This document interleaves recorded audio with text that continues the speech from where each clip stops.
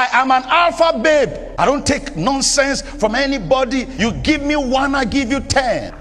Alpha, Omega, Iwo ni mo fiyin fun o, mama. Now you have become Siseko in the flat alone with 2 children. And then all men are fools, not realizing that this personality that God gave the promise of a happy home to, this personality cannot make a happy home. This personality has to work on himself. And excuse me, sir, I celebrate you where you are seated. The lion of your house. Whatever you say, nobody must have an opinion. When you say something and a woman listens to you once, that person is your mother. When you say something and the woman hears it twice before she does it, that woman is your sister. When you say something and it takes 3 times for the woman to hear to do it, that person is your daughter. When you say something multiple times and the person does not hear, who is the person? It's not your wife, it's a deaf woman. I intentionally took you through that because you men have this idea that women don't listen. So already you go into marriage with that mindset.